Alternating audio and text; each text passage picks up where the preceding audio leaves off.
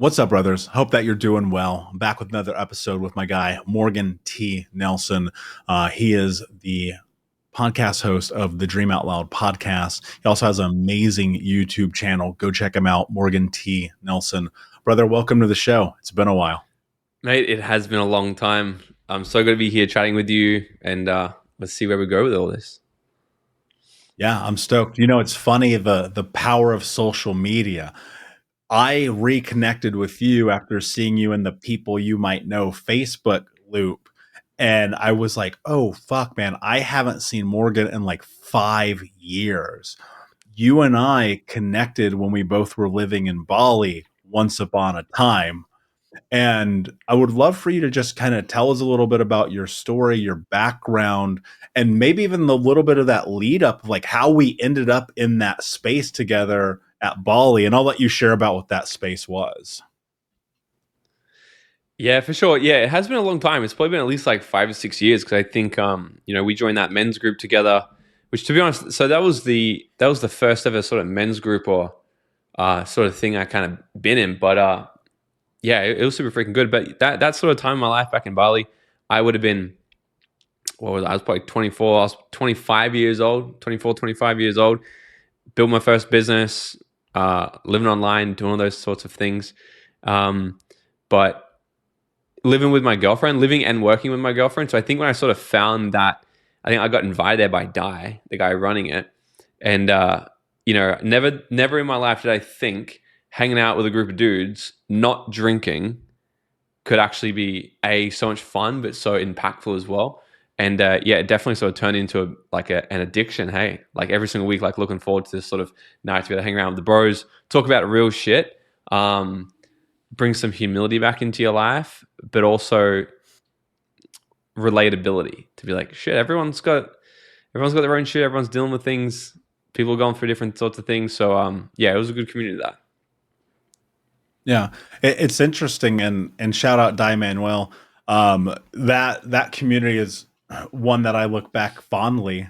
What was interesting about it is I've actually carried some of those same things over into the men's groups that I host here in Las Vegas, or the men's meetings or guys' nights that we do, where like the only rules are no drugs and no strippers. But outside of that, it's like we go for it, man, and we really connect because it's interesting growing up. I always felt like I mean, I had brothers growing up, but like it's different having brothers versus having a bond with this group of guys. And I found that throughout my journey, like if I'm around some really solid dudes, my life is better. Right. And I think that guys need that. What was it like for you growing up? Did you have guys in your life? Did you have father figure? Tell us a little bit more about your background and what boyhood was like. Yeah, it was interesting. Like I'm the third child of four, so two older brothers actually. But it was very interesting. Like dad was typical, worked quite a bit, come home, he'd be angry. We didn't really get much time like that. But I grew up, and what I really do remember, and when I read the book Rich Dad Poor Dad, I was like, this makes a lot of sense to me because I grew up in my household where mum and dad, the traditional sort of house, mum stayed home, did what she could for all of us. Dad went to work, provided, make the money, but we had everything we needed, but never had like a lot. And it was the stereotypical like, oh, you can't have that, we can't afford that, yada yada yada. Then when I got my first job when I was 11 years old, working for this guy down the street, and he was like total opposite to dad. He was this ex-Muay Thai fighter, ex-SWAT police officer. Like he was a fucking killer, this guy. Like he's just a psycho, multi-millionaire entrepreneur, bodybuilder, just macho as fuck. Got his son a throwing knife for Christmas one year, and it'd be teaching us how to actually like hunt with throwing knives and shit in the backyard, right? And I often look at that polarity growing up, where I'd go and work with Cameron, and he sort of really showed us that sort of like hard ass kind of tough guy, toxic as well. Like he was fucking a prostitute every single day, like cheating on his wife and doing these things. And like we knew about that life, but at the same time, he's just like rugged, sort of just and then dad was totally different. So that sort of gave me that duality growing up in life to sort of look at really like each end, like look at like which path do I kind of want to take. And I sort of blended them both and realized, like, it didn't take me too much to really realize that, you know, you're obviously an unhappy guy, but at the same time, maybe there's some aspects here that I could take and use. So I definitely learned a lot from Cameron in terms of how to actually be a man, get up, get shit done, go and build businesses and all these sorts of things. So I took a lot from that and sort of realized that maybe like cheating on my wife with prostitutes and stuff maybe isn't the best idea as well. But he was definitely a strong father figure in my life, like from 11, you know, and still to this day, I'm very good friends with him. We still keep in touch. He's sort of going to do very well. And my and dad's relationship was always interesting. Dad was like, he always did his best, always there. I think he did the best he could, because his dad was violent boxer, like Pop was a boxer and all this shit. So I think dad went back the other way, and then I've gone back the other way. You know, my early teenage years, all the way up until probably 21, I was also a Muay Thai fighter. I was good at fighting and I was angry. So every single weekend, nearly every single weekend, I'd find myself getting into fights and getting locked up. So down here in Australia, if you get in a fight with someone, it's not as bad in America. If you get in a fight with somebody here, they'll throw you in what's called the watch house. So you get locked up in jail for the night, essentially. If it's on the weekend, sometimes you go in all weekend until you get face court on Monday. But then usually you get a fine and you're on your way out again. Nearly every single weekend, I was getting arrested, thrown in the watch house, spending the day, sometimes 2 days in there. You know, that was somewhat normal. So it definitely took me a few years to sort of like into adult life to sort of start to figure out how to control my behavior, how to control my emotions effectively, and all these sorts of things. But, you know, like everyone, doing the best I can with all the information that I had. But it was definitely an interesting sort of upbringing for sure. Yeah, you know, it's like, how could you not end up getting in fights and have anger issues and get thrown into the watch house? It almost would be impossible that that wouldn't happen. And you know, you look at the parallel of my journey being young. A lot of my energy was into doing illegal activities, breaking in houses, stealing cars, running around with guns, shooting at people, like doing some really insane things. And you look at the guys in my life that were like rearing me into the world, what were they doing? Like my best friend's brother, I remember the day he got out of jail, the first thing that we did to celebrate was we went and got high and stole a car.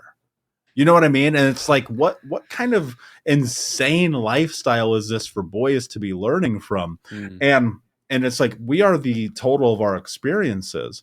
And you can have even the outlet, because I did some martial arts as a kid, Muay Thai much later in life, but I had wrestling, I had football, I had baseball, luckily some things to put that energy towards. And man, I can't help but think, because of the anger that I had and because of how furious I was at the world, if it weren't for those things, man, I probably would have killed somebody, you know? And it's like, Yeah. it's so wild to look at that and reflect on that. When you were young and you're looking at these guys living into these lifestyles and ultimately something that shaped you in many ways, were you ever cognizant that like something about that was just a little weird? Like, why is my dad always angry? Why is this guy over here like with prostitutes all the time? Like what were your thoughts around that as a kid? I I don't think there was really any like thoughts. I really can't remember. I tend to always looked at a lot of things in life quite objectively and just look at things and go like, well, still, what do I want to do from here? Like it doesn't take a genius to sort of figure out what's right and what's wrong. However, when we, you know, in that teenage life, especially for men, I can tell you what happens actually. We have this thing called values levels, our consciousness levels. And a lot of men will transition to what's called values level 3 at a, you know, their teenage life, which in this consciousness level, it's all about breaking away from the tribe, aka the family, and seeking power, seeking control, violence, wanting to break the law. Like there is no care for the law in this space. And most men, women go through this a lot earlier. Women go through this section a lot earlier. So by the time they're 18, 19, 20, usually they've fallen into the next conscious level, which is values level 4. They'll fall into this, which is more so about law and order, right and wrong, good or bad, get a job, do what's the next best thing. That's why they want to nest earlier in life. In their early 20s, they all want to find the man, wife them up, have the kids, do the thing. Where men will transition a little later in life. That's why more men are put in jail when they hit 18, 19, 20, because they're still in those reckless years where they're stealing cars, doing bad things, because they have this sense of not giving a fuck yet, because they just don't know. They don't understand guilt yet. They haven't actually, we're talking about the evolution of psychology and how the brain, the consciousness is actually forming through years. At this level, they haven't actually been able to find out the feeling of guilt yet. They don't know what guilt feels like here. So they're heavily driven by avoiding shame. So all the things that they've suppressed for their young life, they're avoiding shame because it's all about the image. They're seeking control. They'll look up for people that are doing better than them, aka the gang leader, the ones who will just run the shit. But they'll do anything they haven't experienced guilt here. So if you ask somebody if I ask you when you were younger, why'd you steal the car? Probably, well, it was fun. Like, doesn't make you a bad person. It depends who's judging. Because someone else who's also in that values level would be like, oh, well, I agree. I'll do the same thing because it would be fun to steal someone's car. But a few years later, when they get heavily punished, maybe they go to jail, maybe they have their girlfriend's or their mum's car get stolen, they realize, shit, I've seen my mum in so much tears right now. She's so sad. She's so upset. I've probably done that to other people, until they can then realize and see a perspective shift and actually feel the feelings of guilt. They won't transition yet. But eventually, most people will transition into values level 4, become a good citizen, do the right thing, avoid guilt. I'm not going to do that now because that's actually bad. They start to realize good versus bad, where before everything just is a game. I don't care about the police. I don't care about this. This is what I'm doing. So a lot of men sort of hit that later, which is where I think and unless they've got good role models to sort of pull them through. So like, how can you transition that fun, that passion, that energy, and that creativity you have for stealing cars? How can we transition that into something more useful in life, like a business or something that's going to be more effective, so you can have more power, more control? But this is why I always bang on with mentors. I have several mentors because these people are the ones who have really pulled me through life and showed me that they've had fucked up past as well, done things wrong, but it's a matter of sort of being able to look at these things and pick for ourselves which path is the one we want to follow. Another thing I'll just add in for shits and gigs. I don't know if this is valuable or not, but also I think, because you said like, how could I not like get in all these fights and shit? Where I think a lot of the anger came from was mum and dad split up when I was about 16, so they got a divorce, and then mum remarries 145 kilo Papua New Guinean bouncer. Now for the Americans, 145 kilos, 2.2 pounds to a kilo. So times 145 by 2.2, 320 pounds, 340, big motherfucker. Papua New Guinean island, big guy. And about a couple years into their relationship, the domestic violence started. Mum would come home with big black faces, big black eyes, swollen, got the shit beaten out of her. Then they would cover it all up. Now I'm about 18, 19, trying to process all this. I'm skinny as 55 to 60 kilos, so about 110 pounds, right? Compared to this guy. And then one night, this thing got all just so bad. I was sitting at home with stitches in my face through my eyebrow here because I got hit in the face with a block of wood through a fight previously that week. And I'm sitting at home trying to take the night off. I'm like, I'm not going to party tonight. I'm not going to go out. I'm just going to relax. And then end up getting in a fight with him. Comes storming upstairs, goes fucking crazy. We get into a fight. My stitches bust open. There's blood everywhere now.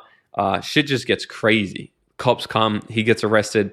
That then started a massive divide in the family that was my fault. Because my sister wasn't allowed to live there anymore. I wasn't allowed to live there anymore. We got kicked out. And then they're still together to this day. So I legitimately, this is probably a valuable, I can talk about this. What I wanted to do after that, because a lot of my friends, we had bikies. A lot of our friends were in the bikies and stuff, like gangs. Over here, we have a lot of, the gangs of bikies here. I'm not sure who's over there. But I go to my girlfriend's mom and she's like, what are you going to do? I said, I've already thought about it. I've talked to a few friends. And I'm going to have both his legs broken for $2,500. And she's like, okay. She's like, you could do that. Or you could just go and become really successful and let that be the revenge. And I'm like, to be honest, I kind of like that option better. But I use this pain from 19 through to 23, 4 years. I want to kill him. I want him dead. I was like, if he had died, I would not have cared. And it wasn't until I was sitting actually at a leadership event where his face kept coming up. I'm doing this work, doing this like energy work, right? Spiritual development. Um, and his face kept overcoming me. I'm like, fuck off, fuck off, fuck off. And I'm like, hang on, what do I need to address here? Why does this keep surfing? Why does it keep surfing? And the answer was, you're holding so much hate against him, and that's like you drinking poison, expecting he's gonna die. And in that moment, I decided to actually just release all the anger, all the aggression I had for him. I gave him a phone call and I said, hey, let's catch up. Let's go have a beer. And we had a beer. And after that, I moved to Mexico. That was I left Australia. But from that moment, I decided to completely forgive him. And I really think like that point right then was such a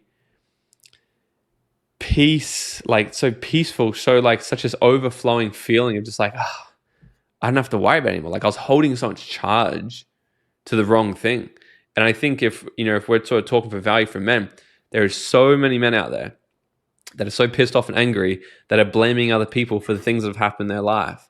And what they're doing is they're giving away all of their power. They're trying to be righteous. People go, yeah, but it was their fault. I'm not saying it wasn't your fault, but I'm saying it's your responsibility now to do something about it because it's in your awareness. You have the ability to respond. Now, unless you want to feel like shit and hold anger for the rest of your life, choose peace, choose to forgive, choose to let go and move on with your life. That was the biggest thing that probably changed a lot for me. First, thank you for sharing that. I mean, that's real shit. You know what I mean? And I actually resonate with that in a tremendous number of ways. I mean, my stepdad, when my mom married him, I mean, this dude was my size, 6'4", 220 pounds, just beating up little kids, right? Beating up his wife, like a real fucking coward of a man. And to tell you the truth, man, I was haunted by that for years. Like, you said something that really hit home to me. I won't go into details, but there was a plan to make sure he was dead. Like, I was 14 with a plan. And luckily, whether it's God or the universe, that plan did not come to fruition. But for years, man, it drove me. It was like all I thought about. I was like, man, I got to figure out how to kill this guy. Like, I got to figure out how to make this guy's life end, because I was like, my life will be better. And I realized you said something. I actually wrote this down because I think it's really important. And it's a lot of people don't know how to release. They don't let success be the revenge. I mean, props to your girlfriend's mom. I mean, holy shit, what great advice for a kid. And, it's so funny, man. I remember the first time that I truly let go, and this was deep into my journey. I mean, I was probably 30 years old. We're talking about 8 years ago, almost 9 years ago. I took a step back and I was like, this guy is controlling my life. I haven't seen him in 12 years. Why is this guy controlling my life? And I realized, like, oh my God, I have to let go. And what was interesting about the let go process, it actually was about forgiveness. And it's one of the hardest things that we do. How do you, sorry, Ruth, edit that out. It's one of the hardest things that we do. It's like, how do you forgive someone that took so much from you? How do you forgive the guy that hit your mom, who bust your stitches, who made your sister not be able to live with you anymore? It's like, how do you forgive that? And then I think it's really like, how do you not forgive it? Because every single day you're holding on to it. You're like walking down the path with this backpack full of bricks. And it's like, bro, when are you going to put that shit down? But I'll be honest, Morgan, I feel like sometimes it's the need that we have as men to be angry becomes our identity, right? You talk about these levels, right? Eventually you make this transition. You're in this other level. This is the place of peace, of joy, of happiness, of forgiveness, of love, of compassion, of all of the things that you're capable of having. But man, that identity of anger, bro, it just feels so fucking good. Yeah, well, Tony Robbins talks about it as your emotional home, and how I relate to it to a lot of people. Everyone's addicted to their comfort zone, and inside the comfort zone, we have a familiar emotion that we're most comfortable with. And even me as an entrepreneur, I'm somewhat addicted to the feeling of being stressed and overwhelmed. It's so fucking bizarre. And I'm like thinking about it, and lately, I'm like, when I have nothing on, and there's no problems happening. Well, there's always fucking problems happening. But if I've done the things I need to do, and like, oh, things are just happening, and I've got time to just chill, I'm like, something's wrong, and it feels bizarre. Yeah. And that's literally in real life present right now. I'm like, that's something I'm wanting to investigate more. Why do I have some type of addiction to have to feel this stress or this overwhelm all the time? Because when I am stressed and overwhelmed and busy, I'm like, oh fuck, I just want to relax. But the feeling of totally relaxing and being at peace is somewhat scary as well, because I'm not sure if it feels like there should be something happening, or I'm not sure. But currently right now, my emotional home, my comfort is I'm comfortable when I'm like hustling, essentially, when I'm getting things done, when I have really busy days. I'm like, oh yeah, I'm comfortable. But if I also look back at 100 years old on that life, I wouldn't want to spend my whole life like that. However, it's more like that more and more right now. So I'm very curious on that. But in the past, my emotional home, my comfort zone was anger. I literally used to have a metal pole in my ute behind my seat that I'd use for road rage, because I was just so easily accessible to that emotion. I'm like, I'm just get pissed off. I was a good fighter, and I was just pissed. I don't know why. But it's a combination of heaps of things: anger at the world, little, small man syndrome. You know, so I knew how to fight. People would piss me off. I'd fucking lay them out, and I became good at it. You know, but it's people's emotional home. So I'm not sure if like all men feel, because this is also a thing with the men's work type thing. It's like sometimes I feel people, I hear people go like, express your anger emotions, release anger, all these types of things. I'm like, what if we can just choose not to feel it to begin with? Because like any negative emotion we have, anger is a negative emotion. It's useful. Everything's useful, but it's still a negative emotion. Anger, sadness, hurt, fear, guilt, shame. These are all negative emotions. We would rather use this aggression, but do it from a sense of desire. Even it's better than anger. Or certainty, peace, love. We can still lead with love. I would rather look at negative situations and diffuse the anger within me first, and then do whatever comes next. And a thing I teach in one of my leadership programs is how to make effective decisions. And the process I have is just this: whatever is the second thought in my mind, I do that. Because the first thought is usually bad, especially because it's derived off an emotion. When we get angry, cortisol rises in our body. And what actually happens when there's anger and a large amount of cortisol in our brain, it dumbs us down. It scientifically will actually start to kill off neuropathways in your brain. So the more we are prolonged to feeling stress and anger, essentially, the dumber we're becoming. And we can all relate to this, because if we ever been really pissed off or really stressed out about something, and we reacted and we said or done something really stupid, that later on when we were calm, we looked back on it and said, yeah, fuck, I'm sorry. I didn't mean that. I didn't mean what I said. I didn't mean to run you off the road. I didn't mean to punch you in the face. I just freaked out. I was angry. Because in that moment, we did the best that we could, because our brain was literally stupid. Our brain didn't have that cognitive function to be like, no, don't do that. So I go, what's the second thought? Do the second thought, because it's usually after the has come. It's like, no, do this instead. Follow the second thought. It's gonna be much better. That's such a great point. And I laughed because I just like suddenly just like these flashes of like when I was angry, some of the shit I would do, man. Yeah. And you look at that, and it's like some of those things, man, they just, A, they don't serve you. B, they're going to cost you time, effort, energy, money. They're going to ruin relationships. They're going to put you in predicaments that you really don't want to be in. And it's funny, I thought of a quote from Sadhguru as you said that. And he said, being angry is like beating yourself up from the inside.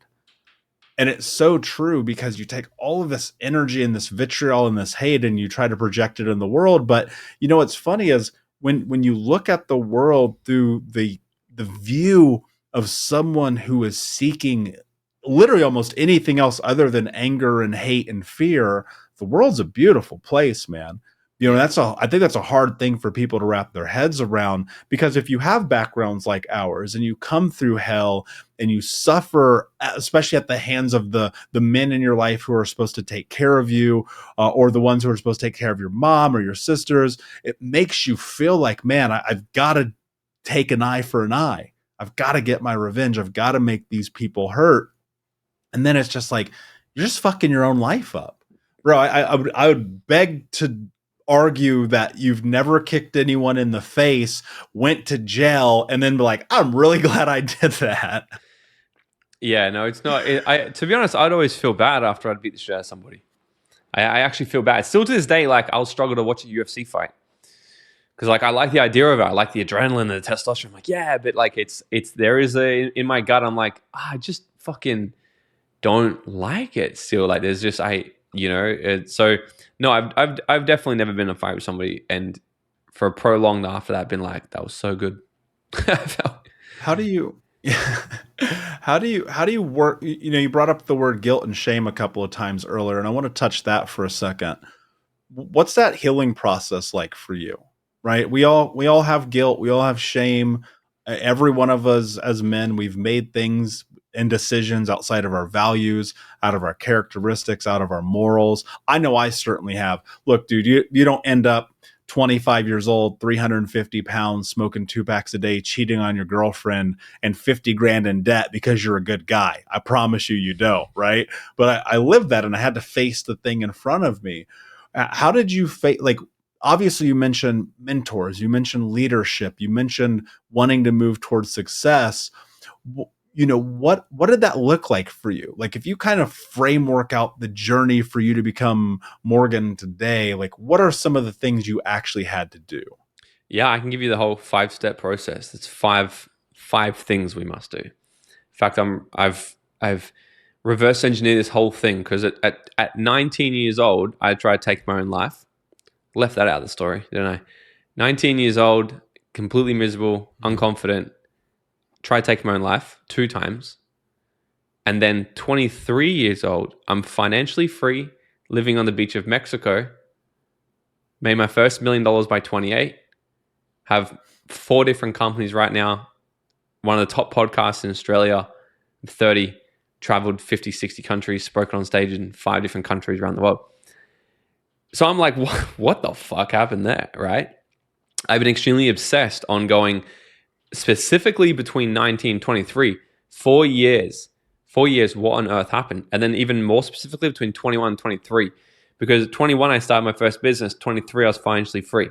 Never worked a job since, and still to this day could just delete my whole social media, go live off the grid and be okay financially forever.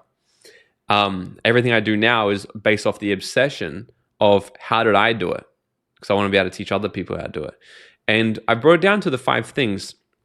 And I call these now the 5 laws of creating a dream life.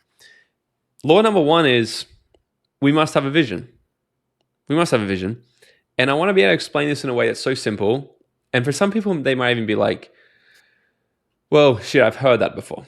And what I'll say to that is, do you do it? And does your bank account show it? Because there's 3 levels of learning. We can know information. We can understand information. People who understand information, this is the world we're living in right now. We're not living in a world of lack of information. We're living in a world of lack of implementation. Because a lot of people just get to the level 2 there and they go, hey, I understand this information. Now I'm going to teach about it. And it's like, fuck, bro. Why don't you go and actually do it and teach people about how you did the thing in your own life and put your spin on it? Because that's the 3rd level, which is embodiment. So unless you're doing it in bank account and showing it, there's still something else you can learn. I literally wrote that quote down today. So the first one is vision. There's a reason, I move very, very fast. I move very, very fast. There's a lot of things doing.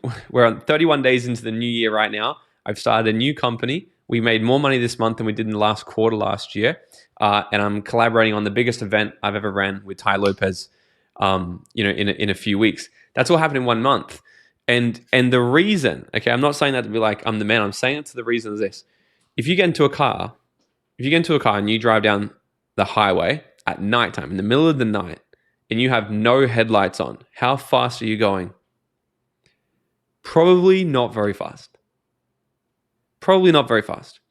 But if you can put your headlights on and you can just see the next 200 meters, 300 meters, 400 meters in front of you, you can go as fast as the car will allow. In fact, why would you not? If you're in a hurry, you need to get somewhere, you know you're not going to get pulled over, nothing's going to happen, you got to go as fast as you can. And it's the same thing if we're standing in a room and I say, hey, run a straight line anywhere in this room you want. Sorry, run a straight line to that side of the room right over there. You'll start going. You'll go as fast as you can. But if I throw a table down in front of you, what will you do? You'll probably just run around the table and keep going. But you disobey what I asked you to do in the beginning. I said run a straight line.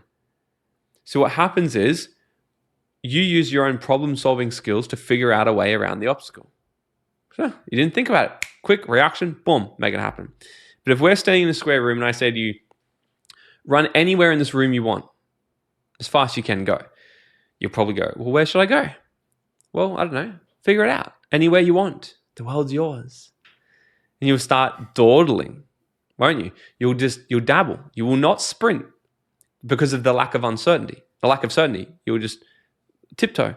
Now I throw a table down in front of you. What do? You go, oh my God, it's the universe.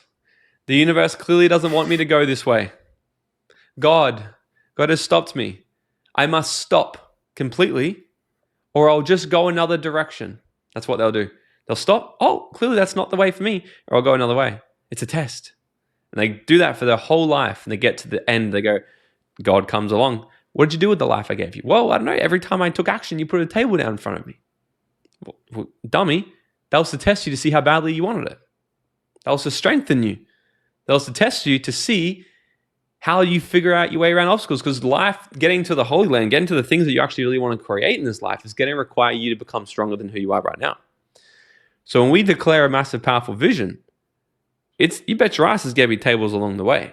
It's going to strengthen you. And it's going to test you to see how badly you want it. Because in each situation, it was the exact same obstacle. But in the second situation, the obstacle became a problem and it took you out of the game because you had no vision. Everything starts with vision. What do you actually want in this world? What is the vision? What's the 10-year vision? What's the plan? Where are you going? What are you putting into your GPS? Right? It's got to start with that. So when I was 19 years old, I'm like, what the fuck is happening? Well, what's in my GPS? I mean, how can I recalibrate this thing? Because clearly I've taken a wrong path. I recalibrated. I'm like, what I actually really want is I want freedom. I don't want to be a builder. I don't want to be a carpenter because that's what I was doing. I don't want to do this. I just want freedom. I want to be able to travel. I want to be happy. New vision. My reticular activating system in my brain now picks up new opportunities. 21 years old, found my first business that allowed me to do this, which takes me to the next pillar, the next law, which is the right environment. We must have the right environment. We've got internal environment and external environment. Now, there's been so many studies done on this, and cut me off anytime you want, because I literally have a 40-hour program about this whole topic, okay? So I'm gonna give you the fastest way I can teach it. But yeah, no, I love it, and I want you to keep going because I'm taking notes, I'm getting value, and I want these men who are listening to this right now, like even here's the thing, I'll tell you this, Morgan, because I think it's important. Even all the work I'm doing and even all the time invested, even being mentored by guys like Tom Bilyeu, like I'm still learning. And so I want you to go deep. We have the space here. Let's give these guys a real true understanding because, bro, when I was 19, I had a vision.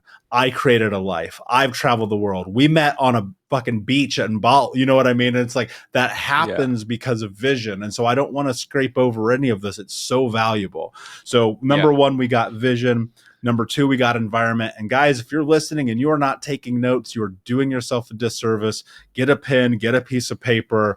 This is gold. This is the way you change your fucking life right here. Yeah.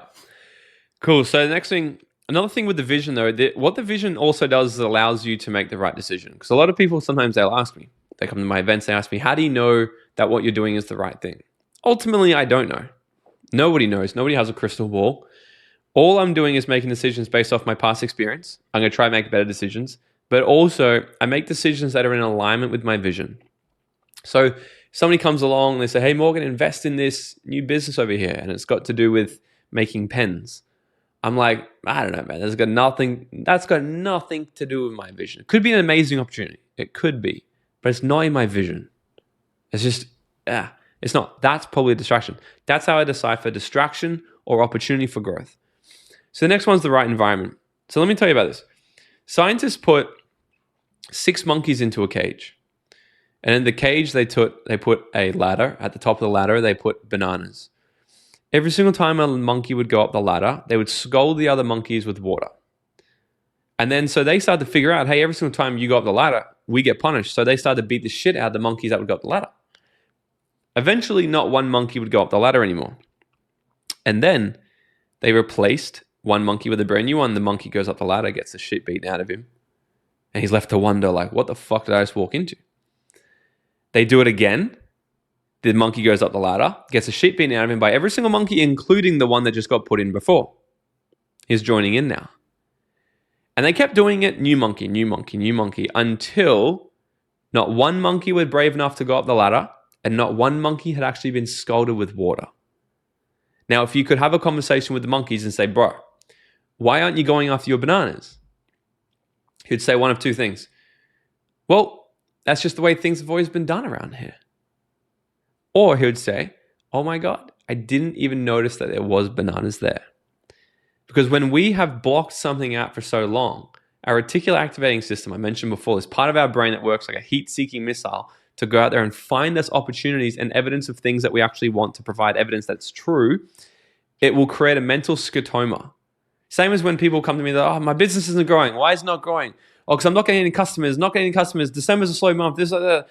They're telling themselves, they're programming themselves that I'm not getting any customers, while they're processing a payment for someone. I say, well, what's that? It's a customer. Oh, no, but that's just one. But it's a customer. They weren't even aware of it. It's the focal illusion. There's a focal illusion. They did a test way back in, I think, about the 90s.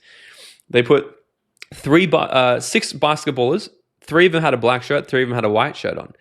And you said, it was a video, and it says, all you have to do is count how many times the people in the white shirt throw the ball to each other. That's all you need to do. They press play, and they're throwing the ball, and you're counting. You're like, 1, 2, 3. You get to the end of it, and you think you're so smart, and they go, how many did you count? You say 12. It goes, correct. It was 12. But did you notice the black gorilla? And you're like, fucking what? Replay the video. In the video, while you're counting, walks straight through the middle slowly, a guy in a gorilla suit, beats his chest, and then walks off camera. See, when our focus is so set on one thing, we actually we ignore anything else in our awareness. So what happens is, if we've been in an environment for so long that we've been said that you can't have success, we're not successful people, you can't be happy, hey, you're a man, men don't cry, and you've been denied access to the thing that you actually want for so long, eventually you will not even see it in your awareness because it's been blocked out at an unconscious level. Our brain does 3 things: generalize, delete, and distort information. It's going to delete all this information every time a banana comes through, delete.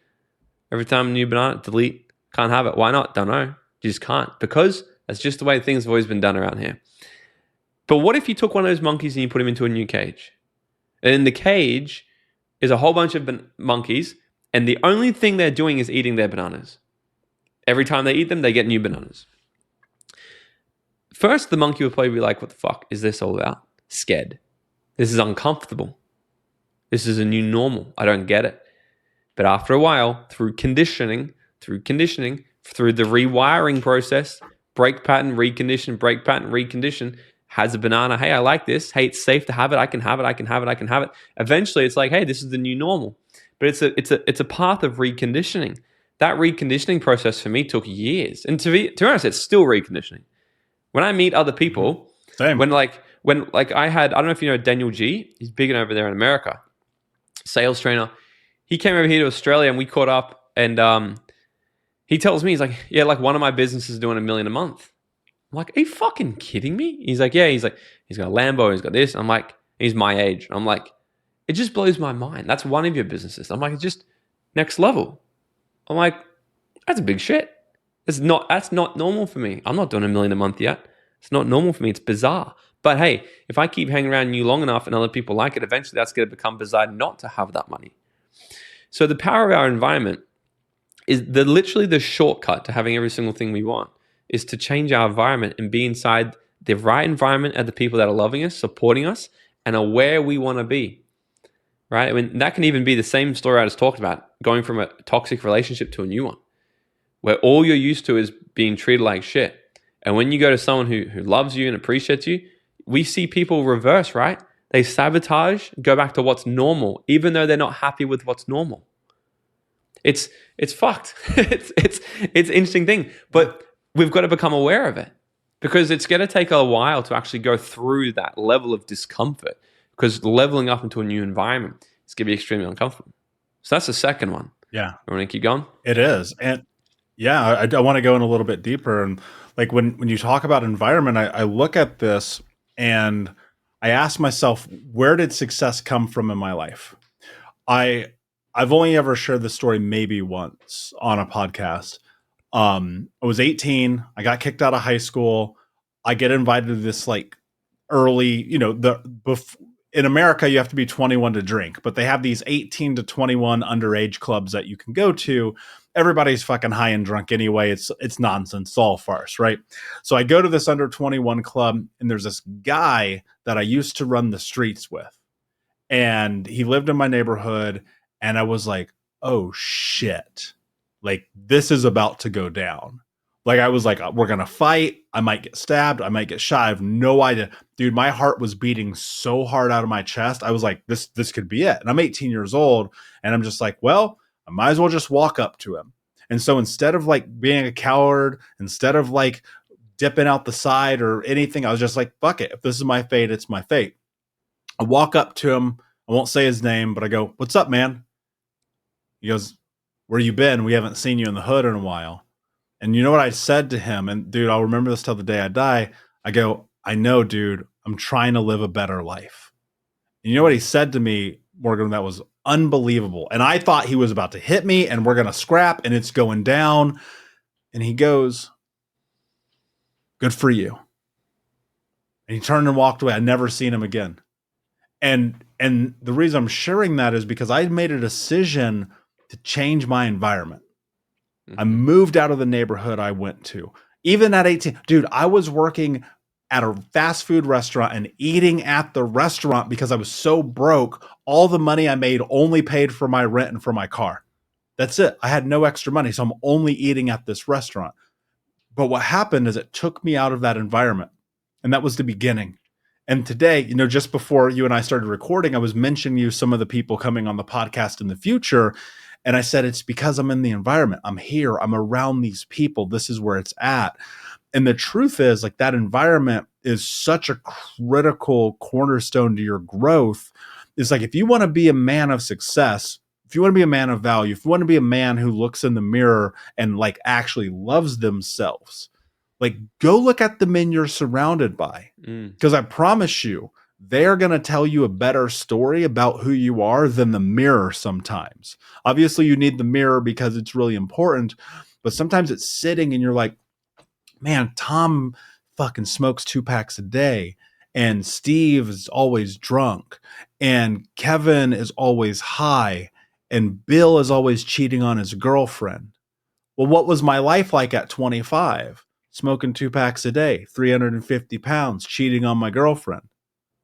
You don't think your environment matters? And people, let's stay on this for a second, because I think this is important. I want to hit the other 3. We'll have to do that quickly for the sake of time. But think about this for a second. If your life's a fucking disaster, and you just took inventory of all of your friends, the men in your life who should have your back, support you, and want you to grow, and their lives are a disaster, maybe you should read the fucking tea leaves here, because you're missing the boat. Something is a disconnect. But you know what happens, Morgan, and I'm sure that this has been a part of your journey. People will go, yeah, but those are my boys, man. I grew up with those guys. We did the things together. Let me tell you this. My boys that I grew up with, well, my 3 childhood best friends got murdered all over drugs. They're dead. My other best friend, there was like 4 or 5 of us. That dude has been to jail so many times. He has no life. He ended up marrying the chick in the neighborhood that everybody ran through. I'm just calling fact. I love him to this day. I cannot talk to this man. he has no future in front of him. The guys who were like, yo, let's go break into these houses and do this thing, most of them are doing bids. Most of them are in prison. And yet here I am talking to you. And do you know the hardest thing about that whole changing your environment is you can't look back. Bro, I cannot look back. I'm so far removed from it. And it's not that I don't love them and it's not that I don't miss those guys, but it's like, fuck, dude, do I want to be dead? Do I want to be in jail? Do I want to barely be making it by because I'm working at a job where I get paid shit? And it's like that environment piece is so important. And I'm so glad that you mentioned it. Looking at this journey, because this is I think this is a really important topic. I want to stay here for just a little bit longer. I want to add on this for a second, because what you were just saying there, there's a reason for this. There's a reason for this, and people need to understand this. There's this thing called the sunk cost fallacy, and yes, this thing keeps people doing things for far too long and keeping them unhappy because it's a cognitive bias in our head. And what it says is based off how much energy, money, effort we've put into something will determine how long we'll stay in that thing. Because let's say, for example, if you get into a relationship today and you rock up and the woman is treating you like shit and she's a hoe and she's DM'd 20 other guys or whatever, and she's disrespectful to you, you probably would not have a second date. You'd probably be like, hey, that ain't for me. But what if you've been with her 10 years and gradually over time, now you see her messaging other people, disrespectful to you, you got kids.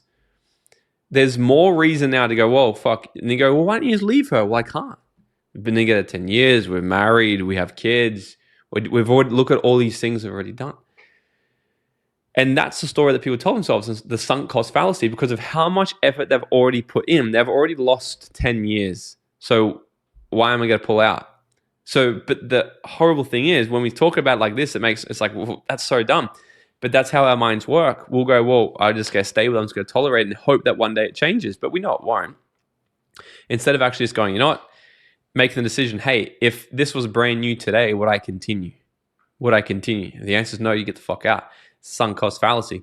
Same thing with like, well, but we're bros, we've grown up together. I get it. Sunk cost fallacy. You're like, well, we've known each other for so long, I can't just bail. And by the way, no one's telling you to bail. Like, I never bailed on any of my old friends. I just changed values. I started surrounding myself with different people, spending more time with them. And then when I caught up with the old boys, I just had less in common. I'm like, I don't want to talk about picking up bitches. I don't want to talk about what you did in the club on the weekend. Like, it just bores me. It's just not interesting for me anymore.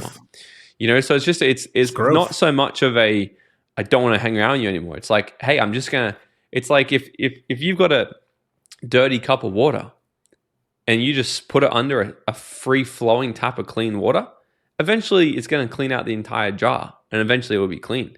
So it's not necessarily about going, I'm going to switch one out for the other. It's about drowning it out with something better. And over time, you're going to reshape your whole reality and be like, fuck, how did I get here? When I was 23, moved to Mexico, financially free. I put a post on Facebook. I'm like, I'm financially free, quit my job.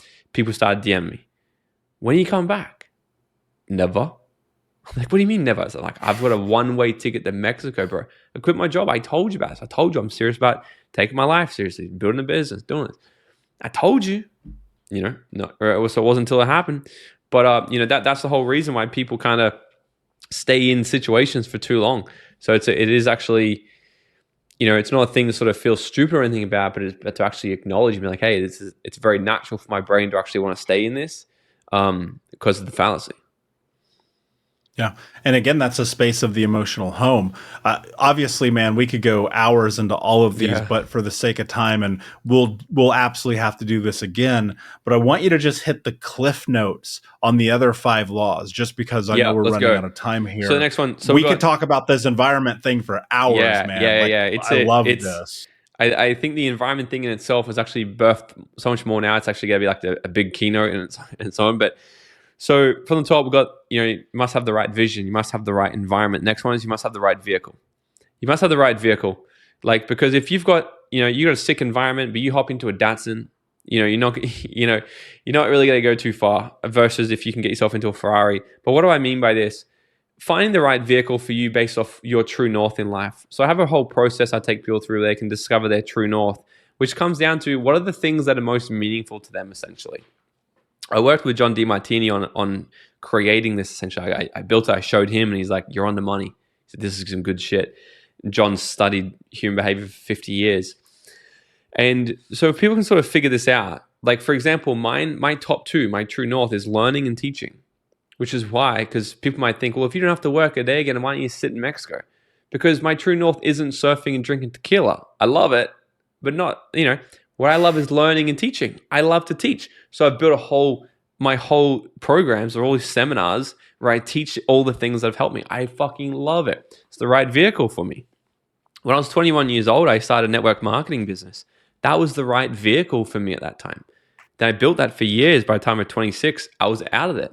Because why? Because my soul started to call for something else. I started to follow the vision. Then that chapter's finished. I stepped into the next thing. I follow the vehicle.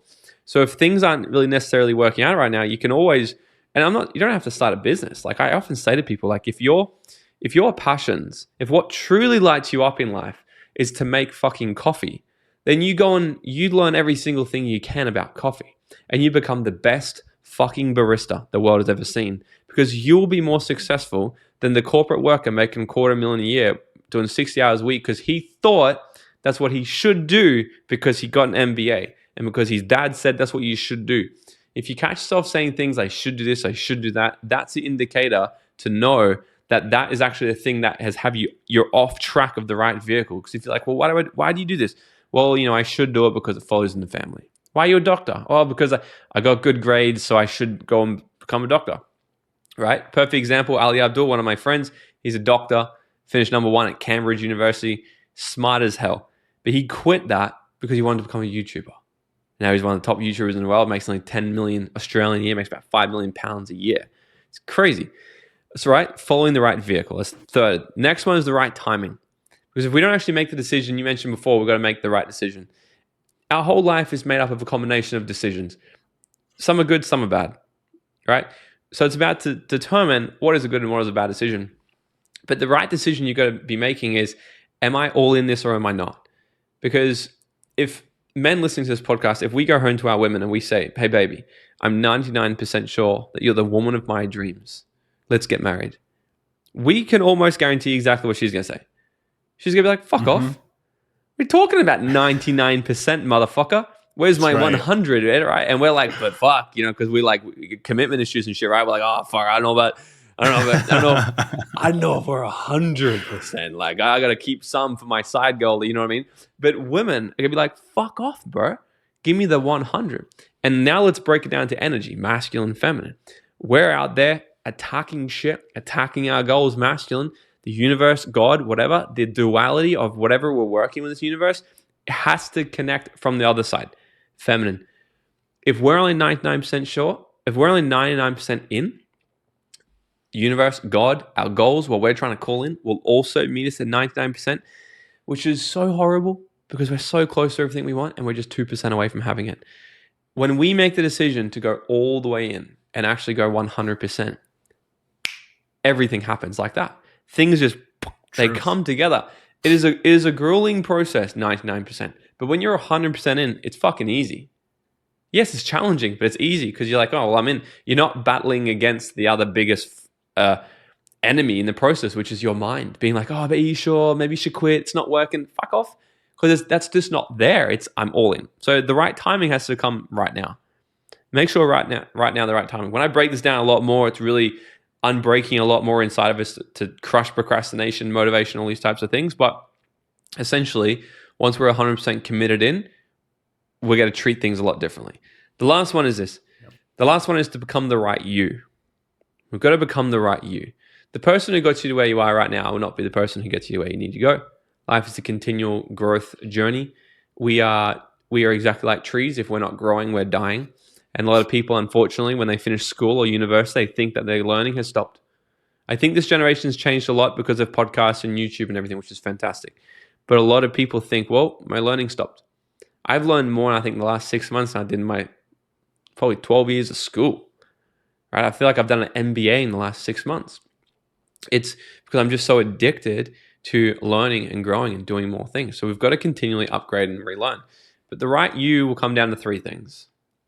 Number one is the right belief system. We must have the right belief system. If we've got a belief system that's wrong or it doesn't support us, that's like you having GPS set, incredible support people around you, you've 100% made the decision, and you're driving a Ferrari, but the Ferrari has a kink in its valve and it's not delivering 100% of the fuel. You ain't going nowhere. You'll go somewhere, but not far and not fast. If you're firing off 4 cylinders when you got a V12, you ain't performing at your best. That's what it's like having just a few limiting beliefs that can completely fuck you up. You're like, hey, I'm really keen for this, but I don't feel like I'm not made out for this. Or what are people going to think of me? Oh, but I'm not loved.